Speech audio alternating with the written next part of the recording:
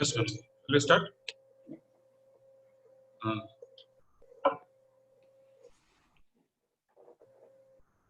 So, a very good afternoon to one and all the participants who are gathered here, and we are very pleased and honored to have Dr. Cynthia Srikesavan. She graduated her Bachelor of Physiotherapy from Tamil Nadu Dr. MGR Medical University, Chennai, and did her Masters of Science in MSc Psychology, and did her Masters in Physiotherapy in Neurology, and did her PhD in Applied Health Sciences from Faculty of Graduate Studies, University of Manitoba, Winnipeg, Canada. Currently, Madam is working as a postdoctoral research assistant in physiotherapy, Center for Rehabilitation Research in Oxford, Nuffield Department of Orthopedics, Rheumatology, and Musculoskeletal Sciences, University of Oxford, UK. Adding to that, she has more than 20 publications, a lot of research grants, and awards for her feather. In the career of Madam, she's got a lot of research potential and experiences, and that is what the title it says, from research question to the clinical practice. So I think she'll be sharing her experience on how the research is turned into the clinical practice. Madam, we are very pleased to have you on this forum, which we thought that a lot of students are there who is interested to do research, but they don't know the proper guidances. But this will be one of the area that how to frame a research question, how to focus on it, how to make them into practice. Because a lot of researchers, what we do doesn't come into practice. I think from your session we could get some fruits out of it and then make it useful for our students across Gujarat and India as well as the global. Yeah. So now over to you, Madam. Thank you. Thank you, sir. So thanks for the very nice introduction, sir. And it's my great pleasure to be here. And my special thanks goes to Bala, sir, for inviting me today. And also to the CHARUSAT institutions for giving me this time to interact with the students, because I just love interacting with the students, particularly in terms of the research. So I welcome you all to this session. I hope to finish my session in 50-60 minutes. So we'll have some time to ask questions and share our thoughts about what we're going to see in the slides so far. So my talk today will be about how a research question was leading to a clinical trial, and which then completely informed the clinical practice in prescribing hand exercises for people with rheumatoid arthritis. So I'm going to explain, so this is a kind of a storytelling rather than giving you the results of the trial itself. And it will tell you about how the process went through from the point of framing a research question and then bringing that, the results of the clinical trial into the clinical practice itself. So let's start with that. So just to give a brief introduction about me. So I work as a postdoc at the University of Oxford for the past 5 years. And my main areas of research is about implementation. So doing like bringing the evidence-based interventions into practice. So, and what is the research involved within the implementation? And I'm also doing a lot of developing web-based interventions, particularly in terms of training programs for healthcare professionals, and also some patient-facing websites. So patients can do an exercise program or have a patient education program on themselves. They do by themselves. And I also do a lot of systematic reviews, both quantitative and also in terms of the qualitative studies, what we call as quantitative synthesis.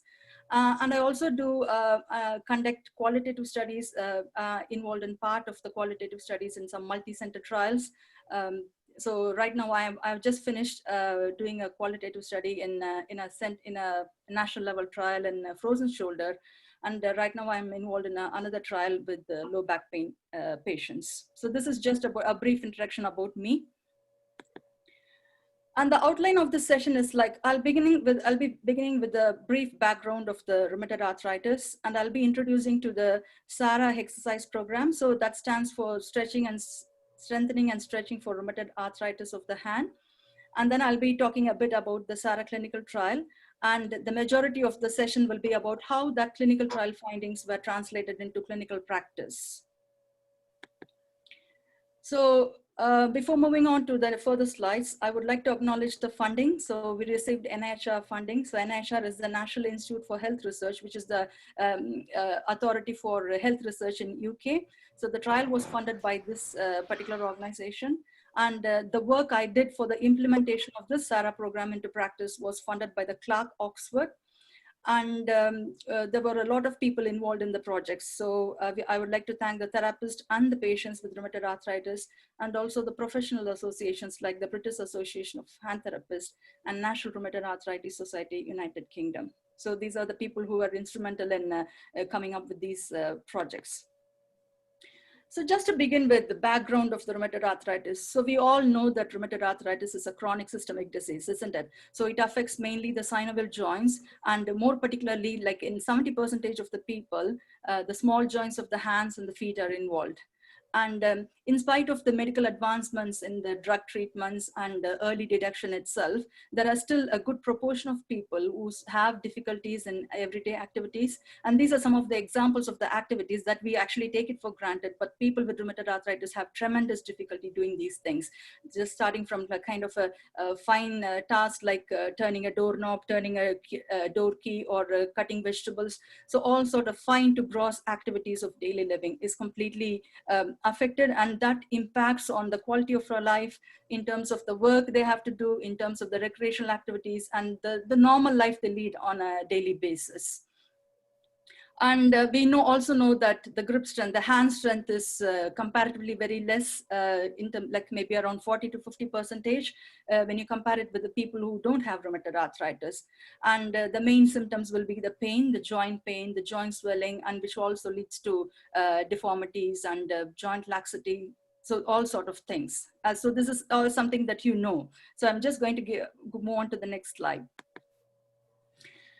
Now, so if we remember, like there was a very old systematic review in 2004, which actually tried to collect all the trials and all the exercise studies that were done in the hand exercises. So this systematic review included studies that were conducted from the period of 1973 to 2003.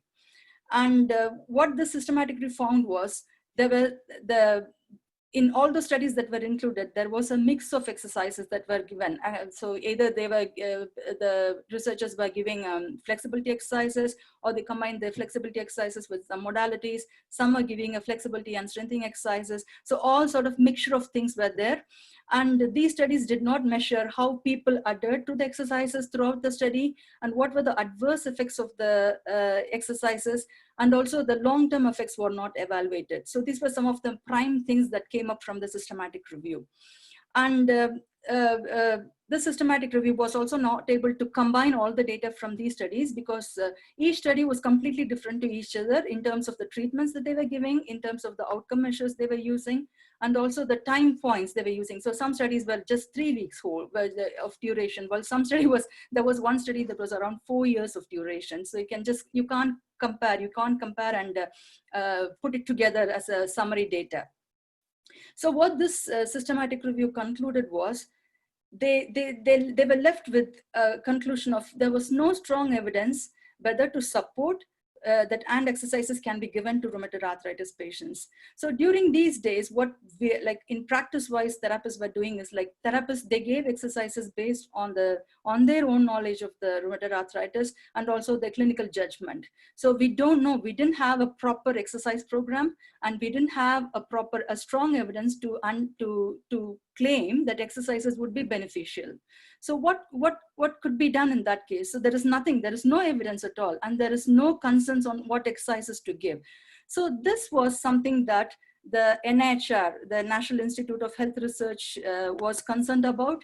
And in 2007, this NIHR, it came up calling for a clinical trial. It commissioned a clinical trial. It asked for people to come and do a clinical trial. And it just proposed a clinical question, a research question of what is the clinical and cost effectiveness of adding an optimized hand and arm exercise program to usual care in improving hand function in people with RA. So this was the question to be answered. And a team of researchers from the University of Oxford and also University of Warwick, which is close to Oxford, they got this opportunity to do a clinical trial to answer this particular question. Now, this team started to develop a exercise program, a kind of an optimized exercise program, and it named that exercise program as strengthening and stretching for rheumatoid arthritis of the hand. So all the clinical trials that are conducted in the UK will have an acronym, like, which is easy to remember, and you can always relate so many studies that come up from the single trial. So this acronym stands for SARA. So it is the SARA exercise program, and I'll be using the SARA exercise program throughout my presentation. Now, how these people developed this exercise program? What they did is they went back to the exercise. They went back to the previous studies. They looked into the studies that were included in the 2004 systematic review. And they saw that there was that you can definitely include a mix of stretching exercises and strengthening exercises. So the first input was from the previous studies. And then they also considered the physiological background for prescribing exercises. So why you should give mobility exercises for rheumatoid arthritis patients? Because like this rheumatoid arthritis patients are also prone to have stiffness in the other upper limb joints, particularly the shoulder. So what is the point of just giving the hand exercises when your shoulder is stiff, like where the patient can't lift and reach for an object overhead? So they thought that we should include mobility exercises that focuses not only on the hand, but also for the range of motion in the other upper limbs, upper limb joints.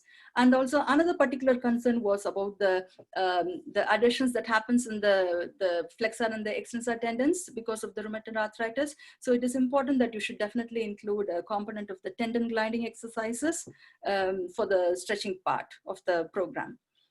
And for the strength training, you all know that the muscles have to work at a sufficient intensity. There should be some sufficient load to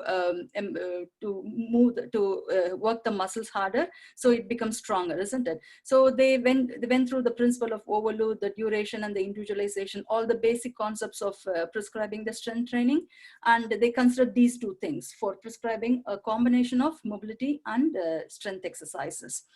And then they also took the opinion of hand therapists who were working in the UK, and they had some discussions with a group of hand therapists, and they also talked to the patients so they can come up with an effective and a practical exercise package that can be delivered in the trial.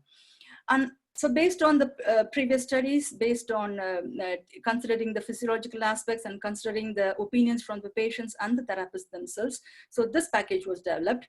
And once they formed the strengthening and stretching, the SARA exercise program, they did a small kind of a pilot study, which is involving a few number of people to see if this works well, if the therapists are able to deliver this program, and if the patients are able to understand, able to use this program, and if any forms has to be changed. So all sort of trial procedures in interventions, any changes that needs to be made were just made in this program, in this pilot testing, before they moved on to a main trial.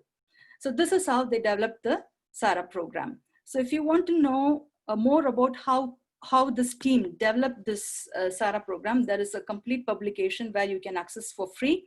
And it's a very nice paper showing, telling how they developed the SARA exercise program. So just the development itself, development and how it was delivered. So have this this is a kind of an important reference for you people to read.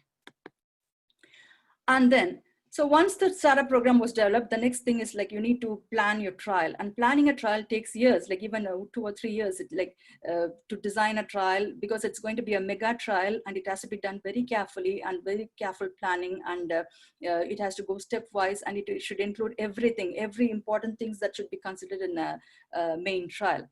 So this team came up with the trial protocol, and this was also published. So again, this is a free article you can access, and you can just read how the trial was planned actually.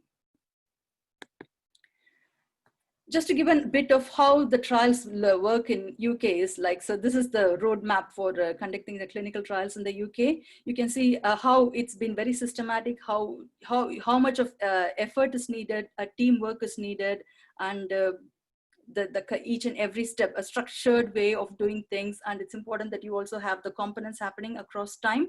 starting from the trial planning. So if you just go around the blue text, you can see. So you start with the trial planning and you test the risk assessment of whether the trial is worthy of doing, but it doesn't cause harm. And then you discuss with the research and the research department, and then it's peer reviewed. And then you get a trial number, you register with the trial registry and you get a trial number, and you also go and you look for the feasibility of the study site. So if it is going to be a multi-center, so the centers should be able to do the program, to run the program. Say, for example, if the trial goes for 2 years, the center should be able to do that, recruiting participants for 2 years. So considering the feasibility aspects of the study sites, contracts and agreements. So having a sponsor, having a main university as the sponsor responsible for conducting the whole trial, and then going through the ethical approval. So IRAS is something that kind of a central ethical approval in the UK. So going through the ethics approvals and all the other contracts, necessary approvals apart from the ethics, and also beginning the trial. And also if there is anything that happens, like if the trial is not able to reach in recruitment, or it has been like, if there is any major events happening, so the trial is abandoned. So then the trial is conducted, then there is some audit. And you can also see here, there is a trial management monitoring. You have a teams of people who are just monitoring the conduct of the trial, monitoring the data collection, having interim meetings, all sort of things. So it is a very, very planned, carefully planned process, where it has to, it takes years. It takes years, and it takes a lot of dedication, patience, and a complete team effort. So hundreds of people will be working in a clinical trial. If you read a trial, paper on a trial, remember there is hundreds of people behind that particular trial. And then the end of the trial is done, and then they do the statistical analysis, and then they report the trial results, and then they archive the data, the raw data of the trial. So it's a long process, and it's a very structured process, which you can be completely confident in the way the trial was conducted. So this is example how the SARA trial was conducted. And I'm not going to go deep into how it was conducted, because that's not the focus of the session today. Now, just to give a brief idea of the SARA clinical trial. So it's a pragmatic trial. So when you say pragmatic is something like the trial can be flexible. So if you have the SARA program, the program can be tailored for a patient. It doesn't have to be a one package that is given for all the patients in the trial. So it is something like that you can deliver in a routine clinical practice, in a routine setting, not kind of a very strict trial settings. So it's flexible. It's a kind of a flexible study. And it's a multi-center, and it is an investigator blind. So what it means is, so whoever is measuring the outcomes will be blinded to the treatment allocation. So if one patient is allocated to the usual care, so that is called the allocation. So the investigator who is measuring the study outcomes will not know what group that participant is in. And it is a parallel group randomized control trial. So you have two parallel groups running parallelly. So you have a control group and you have an experimental group. And the follow-up was conducted at four months, and after 1 year, and after 2 years post-randomization. And this trial also included an economic evaluation and a qualitative study that was running alongside. And remember, this economic evaluation is very particular to the NHS UK perspective. So I'm not going to focus on that today. And the main outcome, the primary outcome, was Michigan Hand Outcomes Questionnaire. So it's a questionnaire that has nearly 6 subscales, and there are a lot of questions under each subscale. And there is one subscale called overall hand function, which will have 2 sets of questions, like one for the right hand and one for the left hand, and then they will summarize together, and that comes as a 0 to 100 score. Because and the 0 to 100 score means, like, if it is increasing, then it means like it's a better function. Say, for example, if the person has a score of 80, then the person is said to have a better hand function. So the endpoint of the trial was the Michigan Hand Outcomes hand function subscale at 12 months. So that was the endpoint of the trial. And just because of this pragmatic nature, what the trial people said was, like, they set an effective size, like a difference of the effect of the treatment between the control and the intervention arm of around 0.3. So if it is like 0 to 1, it can be a kind of a modest effect coming up from a pragmatic trial, not more than that. So that is what a priori was set, a priori effect size was set. And there were numerous secondary outcomes, but I'm just giving you a few examples here. So there was Michigan Hand Outcomes Questionnaire, activities of daily living, work, and patient self-efficacy. So self-efficacy is, it measures like how confident the patients were themselves able to do the exercises on their own. And there were a few other lot of impairments like the joint range of motion, the finger range of motion, the wrist motions, and disease activities. So many things are there. Now, who were the participants in the SARA trial? So we had people who had a diagnosis of rheumatoid arthritis and who also had pain and dysfunction in the hands and wrist joints. And more importantly, these people should not have been on any disease-modifying medication or didn't have any changes in their drug treatment for at least 3 months. The reason is like, when people entered the trial, we wanted the people to be in a stable condition because so that the pain or any other disease like a flare-up does not interfere with their exercise program for the next 12 weeks. So that is the reason when people we wanted people to be on a kind of a stable rheumatoid arthritis condition when they enter the trial, just when they enter the trial. Just briefly on the methods is like, so these people were recruited from rheumatology clinics and therapy departments, and there were nearly 17 NHS trusts that took part, and they were checked for eligibility, and then they had this baseline assessments, and then they were allocated to either the usual care, the control group, or the SARA exercise group, and then they had the assessments at 4 and 12 months. So this is just a quick methods. Now, what were the interventions? So the control group or the usual care, so they received just the usual care, the best practice that was happening in the UK at that time. So what happened is like when a patient comes with the hand and wrist problems, what they normally do was like maximum they give 1 or 3 sessions. They'll have a session with the OT or a PT, and these therapists will give joint protection advice, and they will give some general body exercise advice, and if necessary, they will give some functional splints for use, only for patients needed. So this was something that was happening as a routine practice.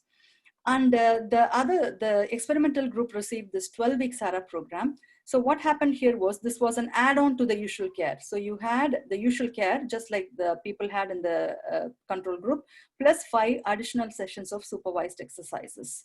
And this group also received some daily home exercises, asked to do some daily home exercises, along with some strategies to help them improve their exercise adherence at home. So this is particularly important. I'll come to that later. So these are the trial interventions. Just to give an idea of what were the SARA exercises. So the top row, it gives you the list of mobility or the flexibility exercises just to improve the finger and the hand mobility, as well as the whole upper limb mobility.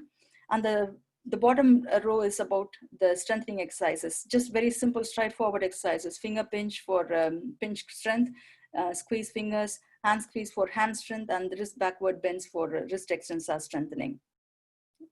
It's quite easy and very straightforward, no fancy things. And along with these exercises, the patients were also given a progression plan for both for the mobility exercises and also for the strength exercises. So for the strength exercises, we use this Borg scale, a kind of a modified Borg scale. So people can use between start from a minimum of moderate to somewhat hard level of load, because you know that like the strengthening exercises has to be of some adequate load so that they can strengthen the muscles. And patients were also given a plan how to improve the progression or go down in the dosage of the exercises in case if they had a flare-up or a pain, severe pain after doing an exercise.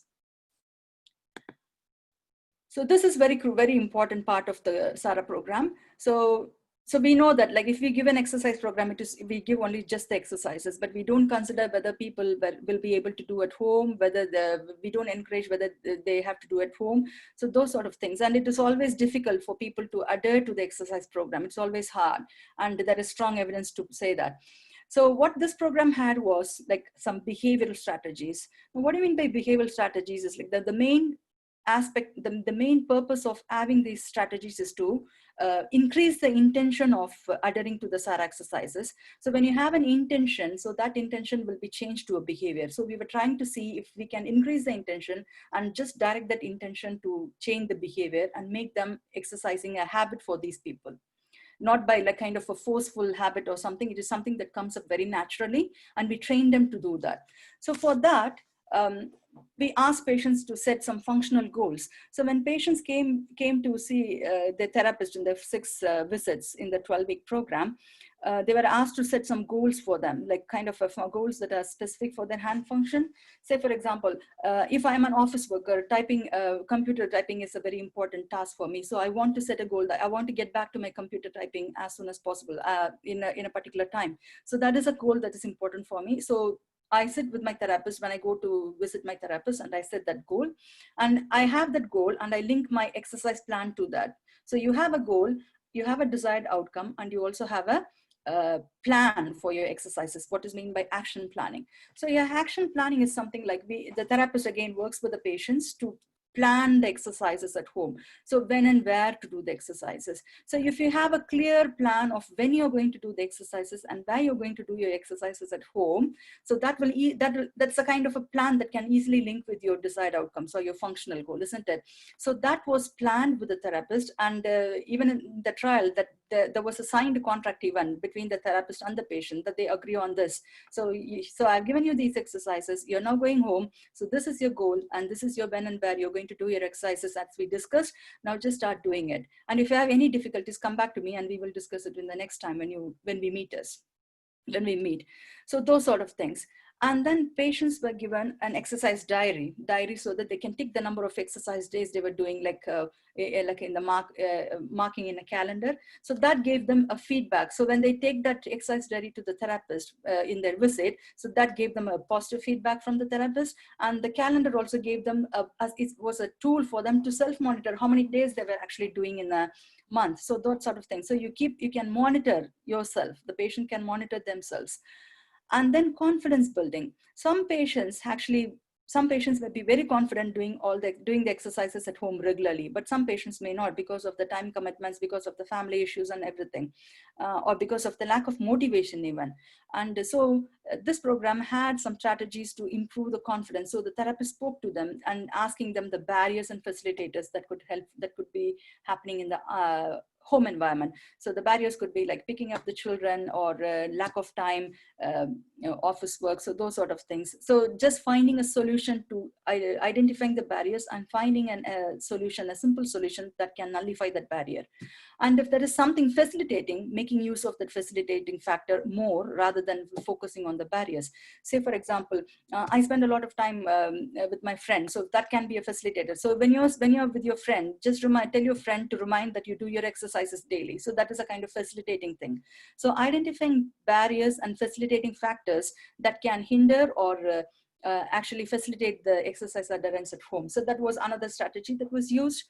And so proposing solutions is something like the therapist gave some ideas for how they can keep going on with the exercises at home.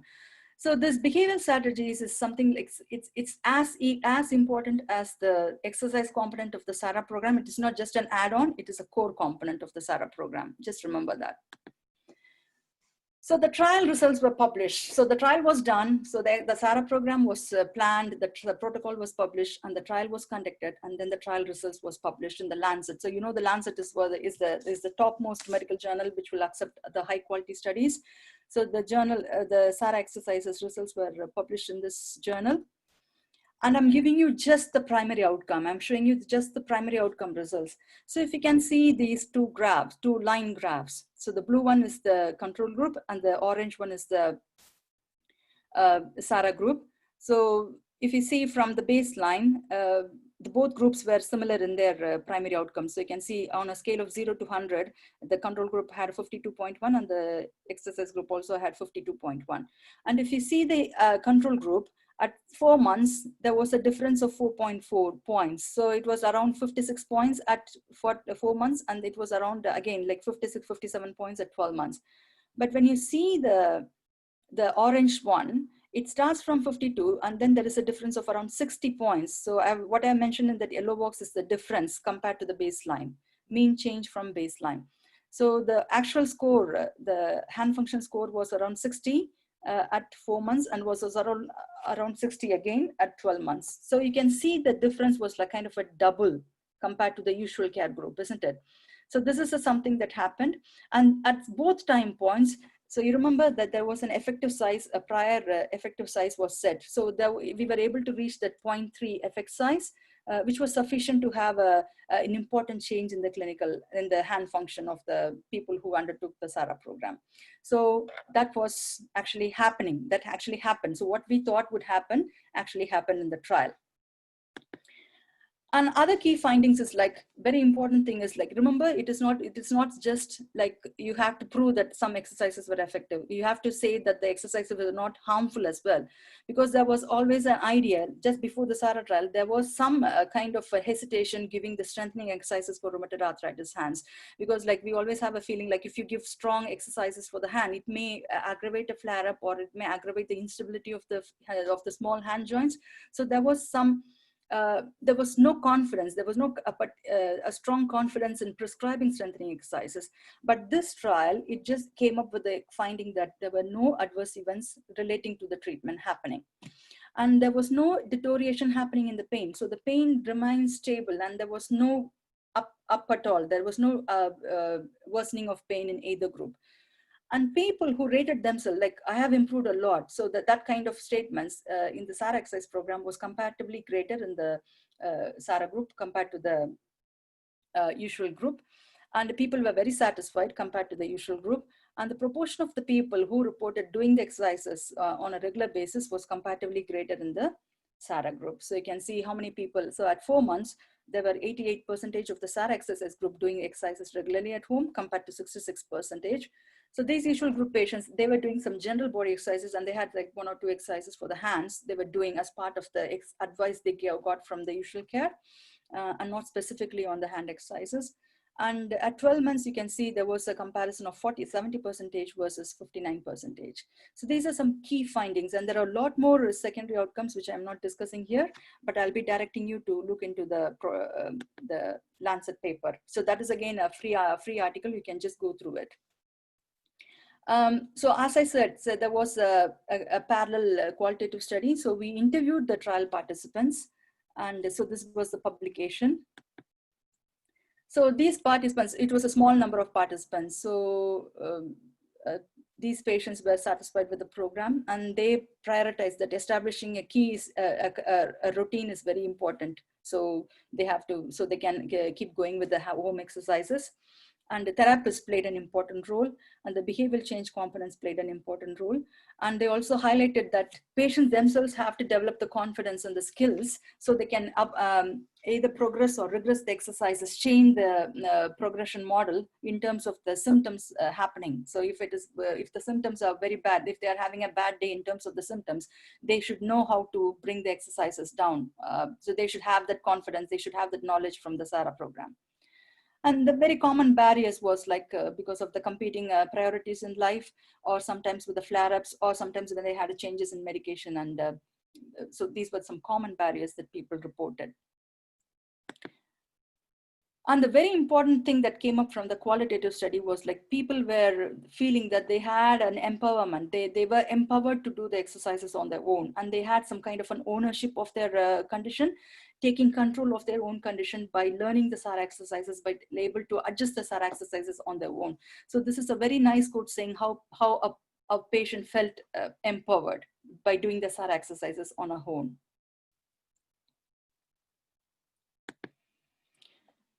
So after this, the trial team also did an extended follow-up after 2 years. Like, so you remember, like there was assessments done at 4 months, 12 months, and then there was also another assessment at 24 months. So when they, the main findings were there was no difference between the groups at this time point, because by 2 years, the people in the SARA group, they didn't exercise at all. And so the changes were not significantly different. So both were alike. Nothing was significant. But when you compare the baseline score and the 24-month score in the usual care and in the SARA exercise group, the SARA exercise group was still showing much benefit, like a greater benefit compared to the usual care. So it means like so the effects are being carried out compared to the usual care, right? So there are some effects that have been still left out at 2 years. So that was the conclusion. And if you want to know the A to Z of the results of how this trial was conducted right from the beginning, I would insist you to go and read this detailed report. If you have time, it is a 250 page document. It gives you all the details about the trial. So it is again openly available. So just see if you have time to read this. If you have any other questions about the subgroup analysis or additional analysis that the trial have been doing.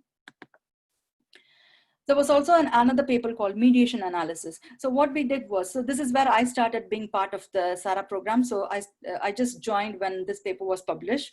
So what we thought was like, so you do have the mobility exercises, you do have the strengthening exercises, and you want to know what actually led to the change in the hand function. So what the main finding of this paper was, so the improvements in the grip strength at 4 months was actually the main factor leading to the improvements in hand function at 12 months. So that is the link we found. And we didn't find any linkages between the mobility exercises, but still, there were other issues like measuring the joint mobility. So we used the very traditional way of measuring in terms of the ruler and in terms of the distance we need for doing a composite wrist flexion and composite finger flexion. So there were some old-fashioned methods of calculating the joint range of motion, which could have been not so prominently coming up. So what we found here was like the grip strength played an important role, which means like strengthening exercises also play an important role. So it contributed to around 20% of the improvements in hand function. But still it was not contributing completely. So we are just left out with the question of whether mobility exercises played a role, because in the previous studies, mobility exercises also improved their grip strength. So it was just the mobility exercises, but we are still doing some isometric contractions. We are doing some eccentric contractions, which could have improved their grip strength. So you cannot decide that the mobility exercises should not be given. The mobility part of the ARIP program should not be given. So what we left out is like, okay, the strength exercises had some role to play in the improving the hand function, but still you should consider the mobility exercises, because we don't know the link is very unclear even from this study. So that's it. So after all this was done, so we now have the ARIP trial. So that is the largest trial, and it has confirmed that the hand exercises are effective and exercises are safe to deliver. Now this led to the NICE guidelines. What happened is the NICE guidelines started to update their guidelines, and they included this hand exercise program. So whenever a patient has a hand function problem, they should be given the ARIP exercises. So this has been adopted in the NICE guidelines. So you see the trial was conducted. So you had a research question, you had a trial protocol, and you had conducted the trial. The results were out, and the results were uptaken by the NICE guidelines. And meanwhile, we were also working on a Cochrane review, just to summarize the previous studies and also the ARIP trial. So once the ARIP trial was published, we then included the ARIP trial as well, and we worked on this exercise for rheumatoid arthritis of the hand. And this again, like kind of a big evidence where you can go and see whether the hand exercises work or not. So you have two major sources of evidence, the NICE guidelines and the Cochrane review, to confirm the effectiveness of ARIP exercises. And in this Cochrane review, the ARIP exercise was the only largest trial that contributed to the conclusion of many effects of the exercise in terms of like improving the hand function, grip strength, and other impairments. So that's about the trial now. Okay, now coming to the main point here. What happened is once the trial results were published, what we did was we put all the trial materials we used for the patients and for the therapist onto the trial website. So, and we told the clinicians to download for free, and they can use it in their clinical practice.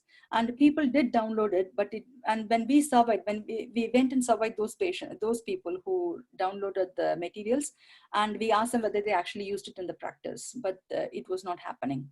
So what happened was we had a source of disseminating the trial materials, but still it did not lead to an implementation in clinical practice. So what it means is like you have a big trial, you have a good results, you have disseminated it, but it's just not happening in the clinical practice. People are not using in the clinical practice. Now what to do then? So you can't just have the results. You can't just have a good evidence stored in shelves, isn't it? You have to use it, isn't it? So the using it improves the patient outcomes, and it improves the quality of care. That is the prime aim of any healthcare professional, to give a high quality treatment and to improve the patient outcomes and to get rid of the old practices. So that was the gap. So the no, you know what is right for the if a patient comes with the hand function problems, and but you're not using it. So that is a huge gap of knowing what you need to do, what you need to give to patients, but you're not using it in practice.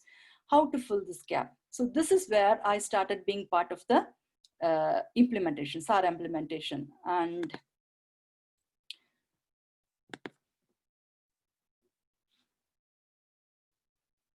so if you can see here, the top one, so the SARA was published and it was adopted in the NICE guidelines, and you have the Cochrane review, and you have to now put this into practice, okay?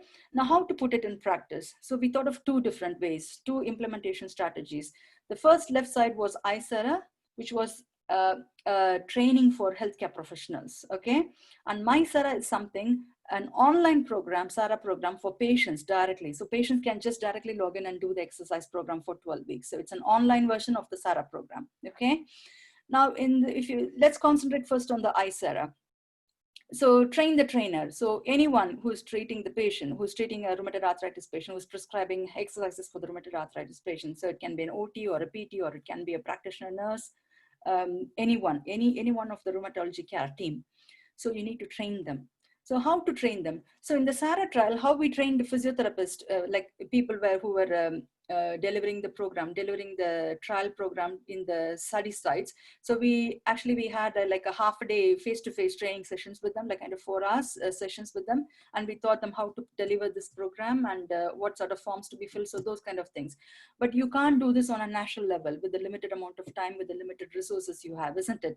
So you need something that should go out on a wider way, isn't it? So one thing that could happen is by developing an online training. So it can reach a lot of number of people. So the cost will be much less and the maintenance will be less. So it can be always there. So you can just go and access the materials. And so for that reason, we developed an online training for healthcare professionals.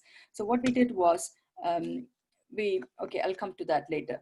So, and once we had this online training, the next step was to evaluate the training and also to evaluate the patient outcomes. I'll come to that later. And if you go to the right side, the MySARA is something, as I told you, it's a patient version. So we developed this MySARA and we started doing some initial evaluation. And then we are now in the progress of thinking about the next steps. So these are the two strategies we thought to implement in clinical practice, okay? Now, how did we develop this ISARAH? So ISARAH is an online training, as I told you. So we had a model called ADI model. So that is something like a model we can use for developing web-based programs. So you have to analyze, you have to first understand what are the needs of the healthcare professionals if they want to see a training like this. And then you have to design it, and then you have to develop it. Develop it means like you have to go through an iterative development and keep testing it until it becomes a pakka running website. And then you implement it and then you evaluate it, okay? So the phases 1 to 3 is like we involved a lot of stakeholders. So we involved the physiotherapists, occupational therapists, rheumatology clinicians, patients, and researchers, and IT professionals. So we involved a group of people, and we sat together and we worked on how to develop this training program. So we took the training manual we used in the SARA trial for a therapist, and we tried to sort of put it in a format for the website. And then we tested in a number of therapists. So usability testing is something like just to check if the website is working good, and if they like the features of the website, if they like the color of the website, color of the logo, all sort of things, with the feel of the website. So all sort of things were rectified and the final version was produced. And it took around 1.5 years to produce this. And phase 4 was like, we then opened it for an NHS therapist alone. And then we tested it in phase 5. So these are some of the examples. So you can just go log into this ISARAH website and you can create an account for you, and you can access the training for free, okay? And you'll get a certificate for free. And remember, this website will be moving to a different platform in a few months. in 3 months of time, so which will have a kind of a payment for getting your certificate. So just log into this website and start doing the training if you have time. So it's just a 3 to 4 hour training, and you can do it anytime and you can finish it off. So this is just some screenshots I just taken from this the website. So you have a web page, you have an kind of a home page, and you have the forms looking like this, and you have these frequently asked questions. So like some therapists will have a lot of questions like both the SARA program. So we put all the frequently asked questions from the therapist and with answers below it. And you have a whole lot of documents that you can download from you, the forms you can use with the patients, all sort in a resource library. And this is the publication that came up. So that gives you a detailed description of how we developed this website, the training website. And this is again a free publication. You can just Google it and find it. Now, if you see the right side tree, so what I said, like we developed this ISARAH training, and then we wanted to evaluate the training, the outcomes of the training. So once a therapist registered with the training and then completed the training, we asked them a few questions. So it was mainly on learning outcomes and the implementation outcomes. So we asked how confident they are now after doing the training to do the SARA program, how capable they feel. And do they have any plans to implement in their practice, and are they satisfied with the training, and if they are going to use it in the practice, is there any barriers they think so those kind of questions. And just to quickly show you the key results. So I'm just giving you some data collected between a particular time period. So you can see between April 2017 and September 2018. So we had 790 therapists, NHS therapists registered, and out of it, we have around 448 therapists completed the training in that period. So you can see how majority of the people were satisfied, and they were confident to use the SARA program with their patients. And you see that it's interesting. Only 85% therapists intended to use SARA program in their practice, and 70% of the therapists had problems. They were perceiving some barriers in their practice. And the top barriers were lack of time. So they can't spend like around half an hour to 45 minutes with each patient just to look into the SARA program. And some were concerned about the number of suitable patients. So not all patients with rheumatoid arthritis required hand exercises, isn't it? And about the caseload and lack of exercise equipment. So these were some top rated barriers in practice. They were listing it out. We followed the same 448 therapists 6 months later, asking questions, did they use the SARA program in practice, actually in the practice? And if they use so, how did the patients perceive it? And how many number of sessions they were able to deliver it, and how did they deliver the components of the SARA program. You remember the SARA program has two components, the exercise component and the behavioral strategies. So we asked these questions in a survey, in an online survey. And out of 448, only 116 therapists provided follow-up data. And of the 116 therapists, nearly 2/3 of the people, they were implementing the program in practice. So that was a good success, actually. So these people, they found the SARA to be useful, and they said they will be continuing the SARA program in their practice continuously. So it's not going to stop it. So whenever a patient comes with a hand function problem, they're going to use the SARA program. And their patients were very satisfied. And these therapists managed to conduct 4 out of the maximum 6 SARA sessions. And most of the therapists were able to provide equipment, like kind of the simple equipment, the putty and the exercise band to their patients. And in terms of the core components, so they managed to give the patient education, exercises, and the progression plan, but they were not able to use a lot of behavior elements, which was interesting. And some of the useful factors, what they felt was like the SARA exercises were very simple and clear, so it was easy to deliver. And patients really like the idea of evidence-based, because it has worked in a large trial. So they were it was appealing for patients, and it was overall easy. Some unhelpful factors were like time consuming. You have to definitely do the 6 sessions. So number of review sessions was a challenge for patients as well.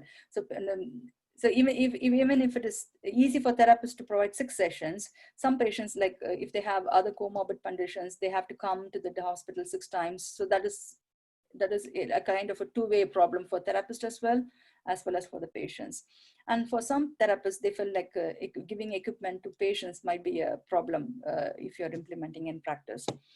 And of the remaining 1/3 therapists who did not implement, the main problems were like they couldn't find the appropriate patients. Like they didn't find any appropriate patients to receive the SARA exercises, because like with the advancements, as I told you in the medication, the disease activity is like much under control nowadays with the window of opportunities. Like if you treat the rheumatoid arthritis patients within the first 2 years, there is a lot of opportunity that you can have a good recovery, and the disease activity will be controlled much better.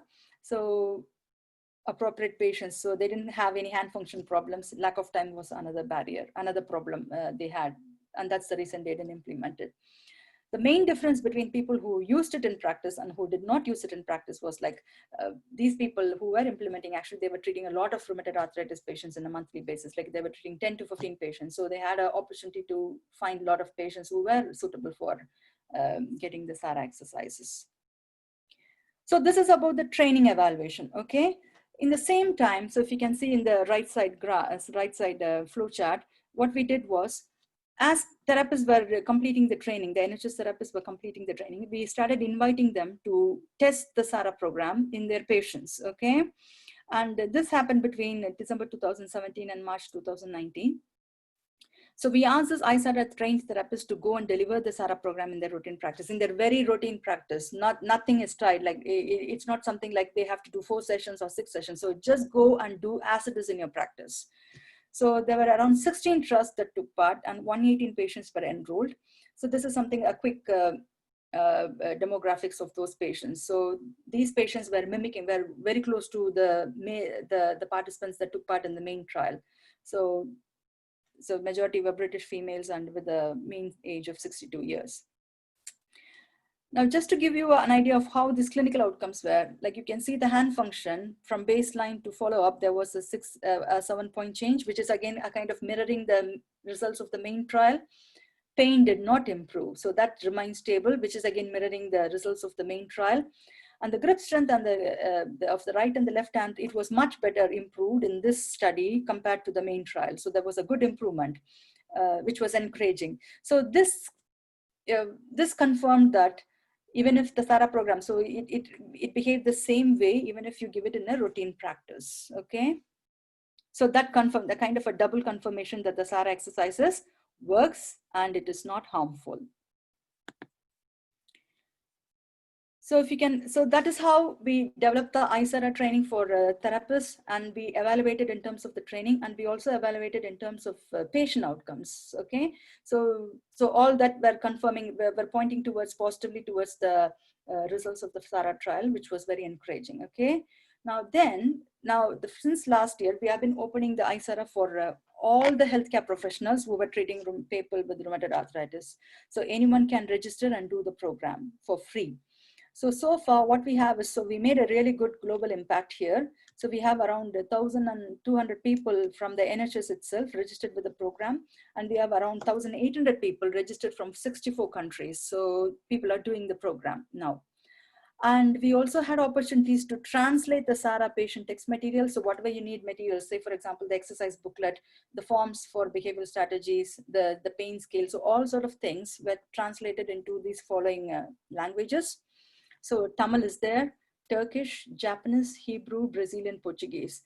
And the next step is like, so the research teams that are working in these countries, in Tamil Nadu and the other countries, so the next step is for them to use the program materials in a evaluation study in their patients. So that is underway. So which means like we are making a global impact here, and we are trying to see how SARA would be effective in other countries, in the other cultural contexts as well. So that's about the ISARAH bit of the implementation. I hope you have understood so far, and let's have the questions at the end. I'm now going to take you to the right side part of the next implementation strategy, the MySARA. MySARA. So this is a self-guided. The patient will register by their own, will do the online SARA exercise program on their own, and that is the intention of this website, okay? Direct resource for patients. Now, we were a bit concerned before developing this program, because we had no idea how an online hand exercise program would work and how it would be acceptable for patients. What we thought is we wanted guidance from the literature. So we went back to the literature. We did a quick systematic review, We gathered all the rehabilitation interventions that were web-based, focusing on people with rheumatoid arthritis, because we wanted to see what features they were using, what is there anything that we should not be including in the website. So all sort of information to gather. So we did a review and we took guidance from those studies, okay? And we also confirmed that there was no hand exercise interventions, web-based hand exercise interventions for rheumatoid arthritis. So ours was the first one, okay? And the next important thing in developing this ISARAH was we heavily involved the patients, okay? It is something for the patients. So you can't just decide yourself and give a website to patients asking them to do this and that. No, you should involve the patients. So this was really interesting and really a kind of a very good learning experience for us. So we involved people in three different stages. So what we thought is like, we had the SARA program in the clinical trial, okay? And we want to now make it as an online version. So what we did is like, we imagined how the therapist and the patients would have interacted in the 6 face-to-face sessions in the SARA trial. And we put that in a paper format, how each and every page of the web page would look like. And we took that paper prototype of that website to patient contributors, and we asked what they would like to see and what changes they would like to, what features they would like to see in a website like this. And people were saying they wanted videos. The exercise videos should be short, not lengthy videos. Keep it simple. Have some email reminders if someone has missed a session. And very importantly, emphasize why you need to exercise the hands. That is very important. Rather than just giving the exercises, tell them why it links with your hand function, and where to find the exercise equipment and etc. And then we did this, and then we developed a web prototype. So taking input from the first stage, then we developed the web prototypes, a kind of a preliminary website. And then we took the preliminary website to other patient contributors and took their feedback again. And that again led to a different changes. And we refined the website, and then we tested for usability issues. And again, we refined, and then we had a final version. So these are the steps. And if you want to read that in detail, this is the paper. Again, it's a free paper. You can, am I running out of time, sir? Can I have 10 more minutes? No, no, madam. Yeah. So again, this is a free paper. If you want to read in detail how we went through the step-by-step process of developing this hand exercise website, have a look at this.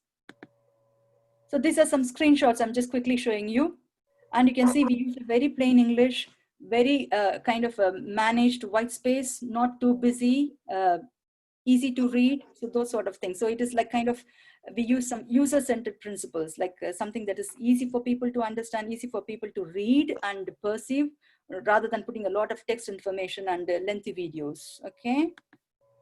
See, this is the amount of information you will see on a page, just to get an idea. And on the top, you will see the patient will be notified which session he is on.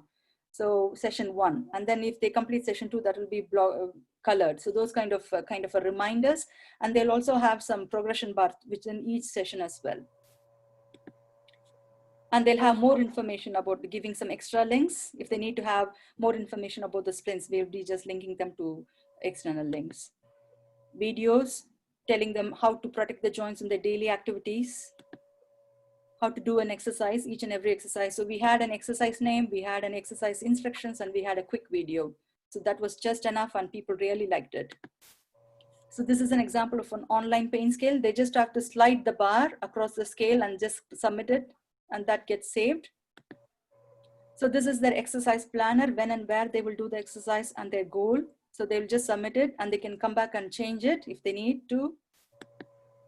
And this is a joint pain tracker across the 6 sessions. So if they record 4 in session 1, and if they record a different pain, so they'll have, by the end of this, the 12-week program, they can have a feedback on how their pain looked like. And they'll also have a reminder of what was the goal and what was the when and where to do the exercises. So an online exercise calendar. So you can see here, they have a list of exercises to tick on. And if they have not done any exercises, the block, say for example, a date will show red. And if they have done some of the exercises, it will show kind of a yellow color. So it's a traffic light signal. And if they've done all the exercises, that date will show kind of a full green. So they can, once they've done it now over a month of period, they can see how many days they've actually done all the exercises. So it's a kind of self-monitoring for people. And we also had a section called frequently asked questions. So some of the questions patients or ask us is like, should I do all the 11 exercises? I'm not sure whether I'm doing it correctly. Will it damage my joints? So those kind of things. So we have the questions listed out, and if they click that question, they will have an answer coming up. So kind of for them. So just to assure them that exercises are not painful, exercise will not cause damage. So those kind of things. And once they have done each and every session, they can download the whole notes about that session in case if they want to have a printout. Some people really like to have a paper printout to read. So they can just download and print it. Right. So once we did that, we wanted to make sure. So again, because we were not sure how this will work, we have no idea of a hand exercise website.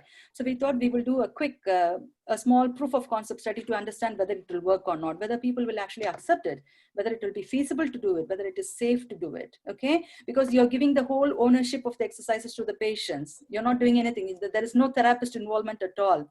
So we just wanted to make sure the exercises are done correctly and they are done safely. Okay. And these are some of our questions. And the key findings, and this paper is under peer review, so I don't have the results. I'm not putting a lot of results here. So most of the patients managed to do all the exercises, the sessions on their own, which is really good. And there was an improvement in hand function. There was an improvement in grip strength with no increase in pain, which was very, very encouraging. The majority of the participants performed the exercises correctly and continued regularly, which again was a very crucial finding, that people managed to do the exercises correctly, okay? The majority of the participants had positive experiences with MySARAH, so they liked it. They liked it, but they also suggested it would be good if they can have on and off support from therapists, maybe a phone call from a therapist to ask how they're doing with the MySARAH program. So that's sort of a simple support from therapists they suggested. And some people, like 3 people partially completed and 2 people discontinued from the program. So these people, they said like it was because of the time limitations and because of fitting it into daily routine, they were not able to do it. So that is understood because that's something that came up regularly right from the previous evaluations. So this was very encouraging. And the next steps is like, so in this COVID situation, what we're giving now is we are prescribing this for NHS patients. So when therapists have any patients who can have the SARAH program who are suitable to receive the SARAH program, they just direct the NHS patients to this website, and they're now doing this online program under the care of the therapist. And we have not opened it publicly. So only people who are referred by their NHS therapist will have access to this MySARAH website. But still, we have to do a very comprehensive evaluation. It is not something that you can conclude with just testing 11 people, okay? You need a larger evaluation. So that is something that we have to go for the next step of MySARAH.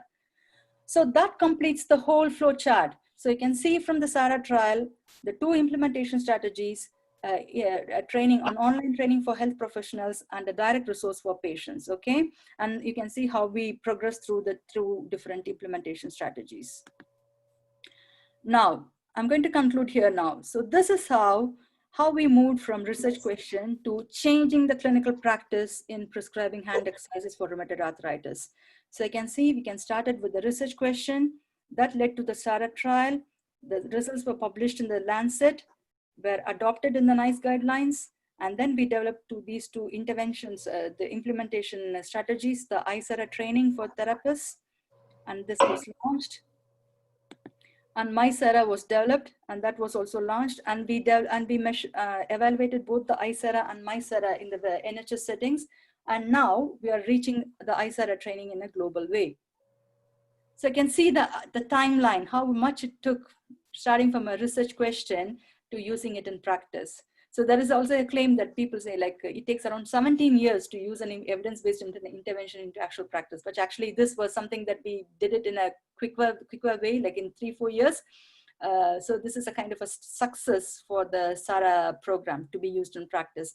Now, most of the therapists in the UK now know about the SARAH program, and we hope we also reached many of therapists from other countries.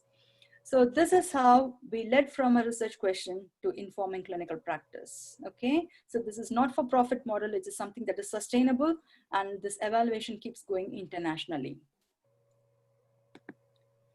Now, what has the trial led to conclude? So just imagine the impact of a single largest trial. So it has led to a high quality evidence. So you can be really confident now that you can give hand exercises, especially the strengthening exercises as well for rheumatoid arthritis patients. It's a simple and effective intervention. It's not flashy. It's not a kind of a super technique or you have to do with a specialist equipment. It's something that you can deliver anywhere, okay? It has led to a change in the guidelines. The NICE guidelines have adapted to include the SARA program. And it has just contributed the majority of the evidence for the Cochrane review. And there is a network of people who are now working across the world to use this as an evidence-based practice. And it was also led to the development of the ISARAH training tool, again, which is something easy to access for people all over the world. And it also opened the potential for international collaborations. It has reached the healthcare professionals in the low-income countries, and it has also opened up the opportunity for direct access to patients. That is helping them improve their autonomy and empowerment, empowering the patients, okay? Because you can imagine a rheumatoid arthritis patient cannot come to you for a lifelong time to have exercises. They have to take control of their condition at some point. And that is the main priority for a physiotherapist as well. So we reached many of conferences on a national level and international level, and I have presented in the many different conferences here. And I was also pleased to present a Tamil plain language kind of essay for the Tamil daily, Hindu Tamil. And you won't imagine, I received nearly 100 plus emails from people asking for the booklet, Tamil booklet. So people were desperate to know what exercises would actually work. So that's what we understood. And the SARA trial was rated as one of the very important randomized control trials that was conducted in physiotherapy in the past 5 years. So that's another good thing that happened. For you to take home points is like, remember the SARA exercise program is the best available evidence now for exercises in people with the rheumatoid arthritis. You have a free training available. You can just go in and do this program and get a certificate. And there is an online exercise SARA program for people with RA, okay? And now the bottom line of this whole session is, remember, it is important you need to look into the data. The data speaks for itself for any evidence-based intervention. You don't need to claim yourself. The data is there. So I have not presented the data here, but I have pointed you to the enormous rich data sources of SARA data here. So just go by the data. And if you're planning any exercise, if you're planning to do any kind of training to know kind of a new technique or a new program, pause and think if there is any evidence behind this. If there is any high quality evidence to claim that effect of that particular intervention or a particular technique.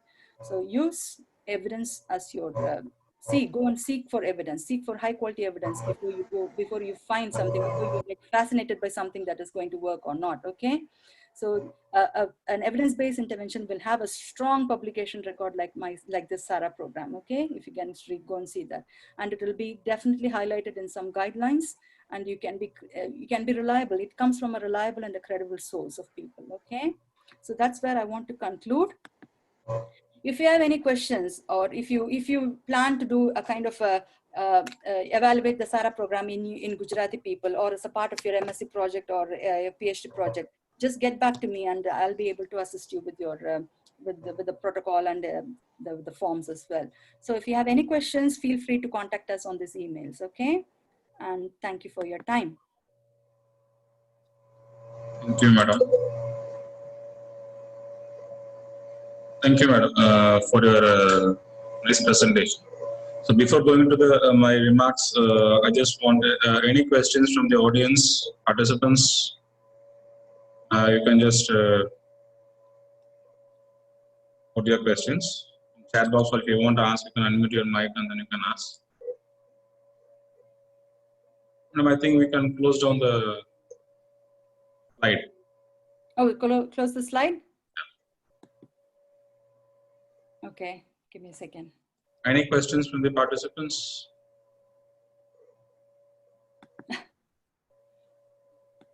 No, share screen, you can close down. Yeah. Let's share screen. Yeah, thank you. Yeah. So any questions from the participants to madam? Or if you want, you can type in the chat box also.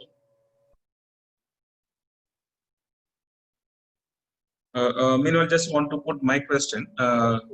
It's good to know a summary of a research from 2007 till 2020, starting from how the systematic review was done for a hand trial, and then which was not having any results. And based upon that, the clinical trial was initiated, and then which led to the SARA, the exercise regime was framed. And still, though the research was done, and then exercise was created, but there were no people to implement. So the identification of the gap, and that came where your service, like from creating as an ISARAH, and then the things going on. Though the exercise has been created, means with an evidence, and then it has been put in the NICE guidelines. Yes. I think still the people are not in a position ready to accept it and then to implement for the patients. So that means the guidelines says that you can utilize for your patients, but still therapist doesn't want to apply it. Is there any reason why they doesn't want to apply it? Yeah, it is something that that again, the attitudes and views of therapists also play an important role in adapting a new practice, because they don't want to get rid of their old practices, and they feel comfortable in their old practices, and they have some reasons why why the SARA program cannot be implemented in their practice. Say, for example, they don't have exercise equipment. I don't have exercise equipment to give it to patients, or my patients are very poor. They don't have money to buy the exercise equipment on their own. I don't have time. So those kind of things. So those are the very practical things in a busy clinical setting. So these are some excuses people always have, but it is important that at least they should know that there is a evidence-based exercise program. Is this something like the people, when they doesn't want to accept the guidelines, does the SARA team look into that, what the existing people are practicing, that were certain things which were not, could be part of this kind of things? Yeah, we asked a few people when we were evaluating the training. So some people were saying like, we are not practicing SARA, but we are having a comprehensive exercise package for rheumatoid arthritis patients. So we are comfortable with that. Okay, so they doesn't want to go to the new thing. Acceptance level was not there. Yeah, it's mainly related to the time limitations. That's what we understood from the data we got. It's not something mental kind of non-acceptance, but it is because of the practical considerations. No, we don't have time to do that sort of thing. Because what I understand is that even though the guidelines are there, still it is just for the reference kind of things, that whether we have to do it or not, it depends upon the therapist to based upon the patient's need. Yeah. Exactly. So when we did this, when we asked the ISARAH trained therapists to use it in their routine practice, only few, like of the 6 recommended sessions, there were therapists who were able to give only 2 sessions because of their setting. So the practical setting itself, it's something, an important factor. Apart from the personal, there are some people who doesn't want to follow the guidelines as well, who doesn't want to get rid of their old practices. So that's something, that personal attributes. But apart from that, the other important factor is the time limitations and the caseload they have on a daily basis.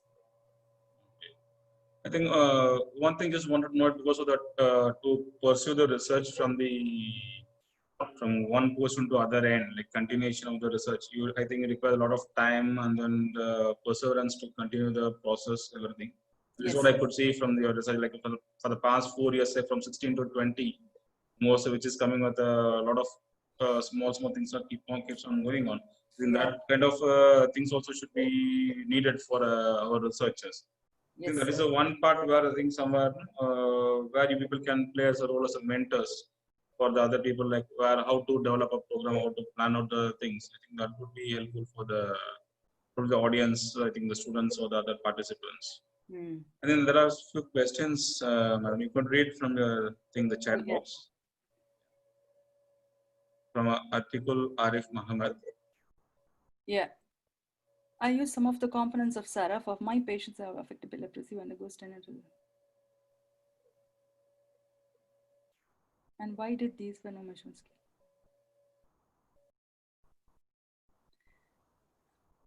Yeah, we used pinch strength in SARA program. I think it was a manual handheld dynamometer for when we did the SARA trial, and it doesn't make any difference. So as far as it's reliable, it should be fine. And yeah, so what's the question? So why did there was no measurements for key pinch? Because I didn't include the secondary outcomes in my presentation, because it would take time to explain all those things. So then definitely the grip strength and pinch strength was included in the SARA program. And there was improvements in the grip strength at 4 months, and the pinch strength was showing improvements at 12 months. Yeah, it was a outcome in SARA program, in the SARA trial. Thank you, madam. Any other questions from the participants?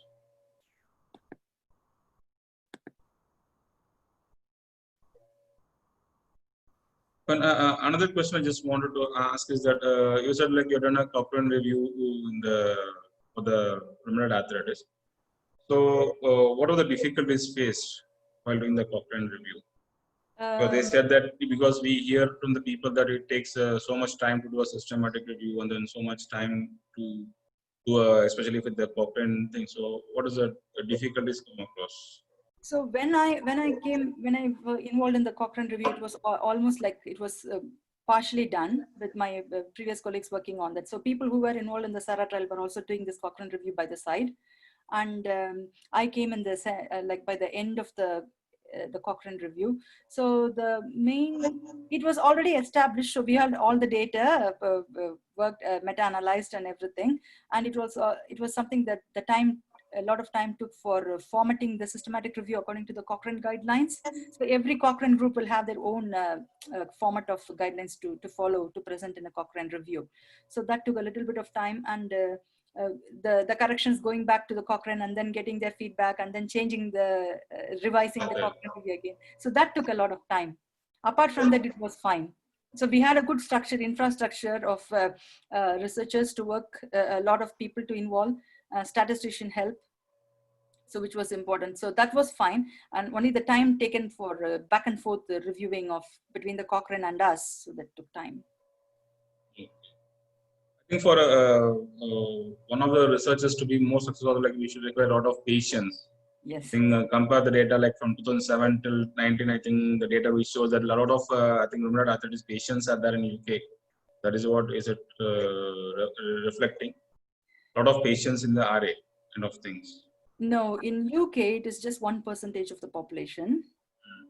1% of the population, and worldwide also I think it's less than 1%. It's not something a very common problem like osteoarthritis, but the impact, the disability is so bigger because it affects the whole person, right? It's not just the joints like OA, it affects the whole systemic, right? So that is where the problem comes in, with the living with a lot of disability. So any exercise program that is helping them would be a big thing for them, without the use of taking extra medications, you're putting a lot of painkillers, so those kind of things. Madam, thank you, madam. Thank you for your time. And you have given, I think, one suggestion also, like if anybody is interested to contact you for like a translation or some process to be done for the Gujarat. Yeah. Hope that if any projects are like that, we are interested, means we have wanted to work, so we just contact you for the further process. Definitely, sir. Definitely. Thank you. And I'd like to thank you on behalf of CHARUSAT University of Science and Technology and Ashokan Vidya Institute of Physiotherapy for accepting our invitation and being part of your sharing your experience of research and then knowledge to all our students or professions in India. Once again, thank you, madam, for your Thank you, sir. Time. Thank you, everyone, and I hope you found the session helpful. And I'll see you. Thank you very much, sir. Thank you. Thank you, sir.